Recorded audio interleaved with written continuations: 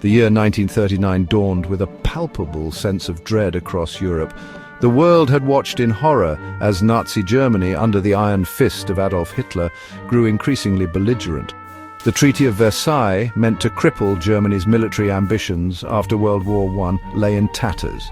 Hitler's expansionist ambitions, fueled by a toxic brew of nationalism and a desire for Lebensraum, or living space, for the German people, were becoming ever more apparent. The Rhineland had been remilitarized. Austria had been annexed into the Third Reich. Czechoslovakia had been dismembered.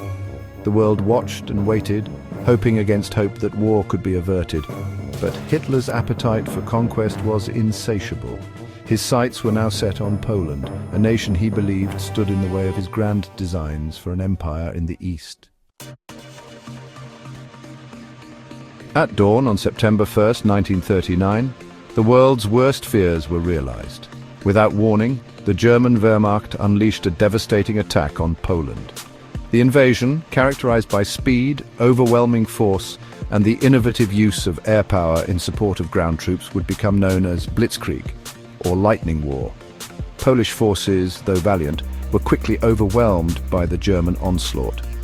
The Luftwaffe, Germany's air force, rained bombs down on Polish cities, towns, and military installations, sowing terror and chaos. Panzer divisions, spearheaded by tanks, cut through Polish defenses with terrifying speed and efficiency. Within weeks, Poland was effectively defeated, its territory divided between Germany and the Soviet Union, which had signed a non-aggression pact with Hitler just weeks before the invasion. The world watched in horror as a sovereign nation was brutally crushed, marking the beginning of World War II.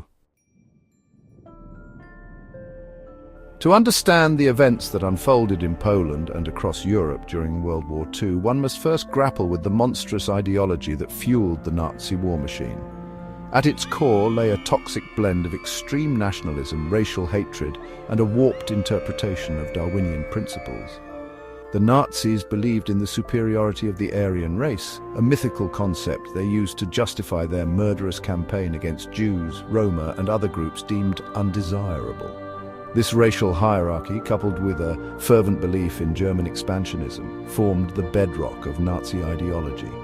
Through a sophisticated propaganda machine, the Nazis disseminated their poisonous ideology, skillfully manipulating the hopes and fears of the German people.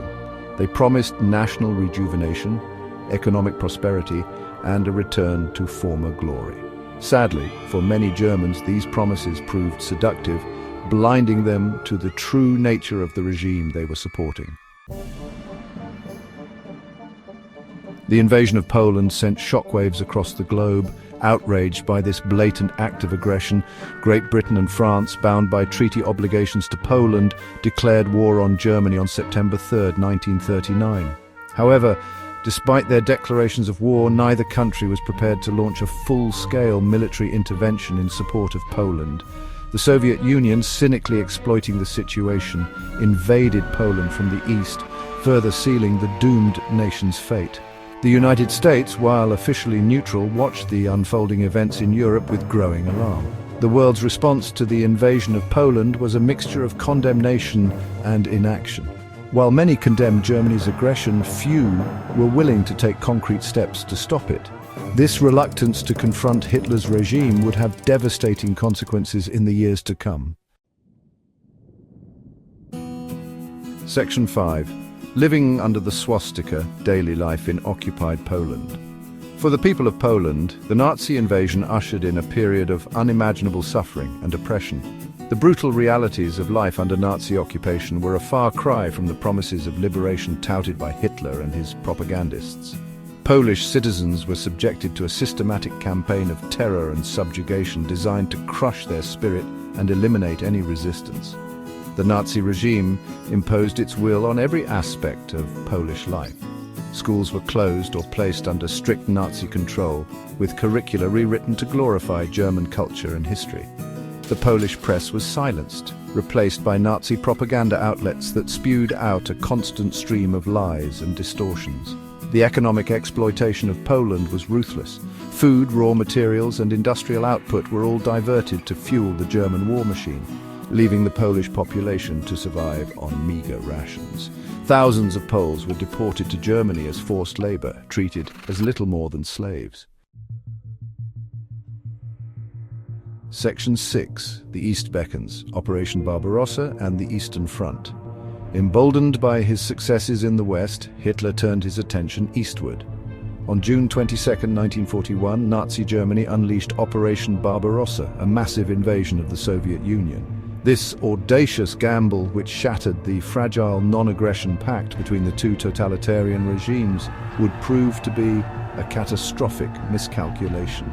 The invasion of the Soviet Union, driven by Hitler's delusional belief in a swift and decisive victory, opened a new and even more brutal chapter in World War II.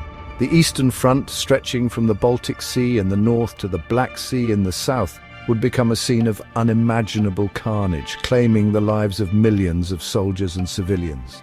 The Nazi war machine, initially accustomed to swift victories, found itself bogged down in a protracted and bloody conflict. The vast distances, harsh climate, and fierce resistance of the Soviet people, fueled by a deep-seated patriotism and hatred for the invaders, took a heavy toll on the Wehrmacht. Section 7. A legacy of resistance, defiance in the face of tyranny. Despite the horrors they faced, the people of Poland never surrendered their hope for liberation. From the very first days of the occupation, a courageous resistance movement emerged, determined to fight back against Nazi tyranny. Operating under the constant threat of arrest, torture and execution, these resistance fighters risked their lives to gather intelligence, disrupt German operations, and provide hope to their fellow citizens. The Polish resistance took many forms, from armed partisan groups operating in forests and rural areas to underground networks operating within cities and towns. They published underground newspapers, distributed anti-Nazi leaflets, and carried out acts of sabotage against German installations. The resistance movement in Poland, though ultimately unable to prevent the tragedy that befell the nation, stands as a testament to the indomitable spirit of the human will to resist oppression. Their sacrifices, often made at great personal cost, serve as a reminder that even in the darkest of times, hope and courage can endure. Section 8. Echoes of the Past, the Importance of Historical Awareness. The Nazi invasion of Poland and the subsequent horrors of World War II stand as stark reminders of the fragility of peace and the devastating consequences of unchecked aggression, intolerance and hatred. The lessons learned from this dark chapter in human history remain as relevant today as they were decades ago. In an era marked by rising nationalism, political polarization and the spread of misinformation, it is more important than ever to remember the past and to heed the warnings it offers. The ideologies that fueled the Nazi regime, far from being relegated to the dustbin of history, continue to find adherents in various forms around the world. Historical awareness is not simply about memorizing dates and events. It is about understanding the complexities of the past, grappling with its uncomfortable truths, and recognizing the patterns that can lead to tyranny and oppression. Section 9. Never forget lessons from the Nazi invasion. The Nazi invasion of Poland serves as a chilling reminder of the speed with which seemingly stable societies can crumble under the weight of extremism and hate. It underscores the importance of vigilance, critical thinking, and a willingness to confront injustice and intolerance wherever they may arise. The echoes of the past resonate in the present, urging us to learn from the mistakes of those who came before us. By remembering the victims, honoring the sacrifices of those who resisted, and confronting the uncomfortable truths of history, we can work to create a more just and peaceful world. The words "never again" must be more than a slogan. They must be a call to action, a commitment to ensuring that the horrors of the past are never repeated.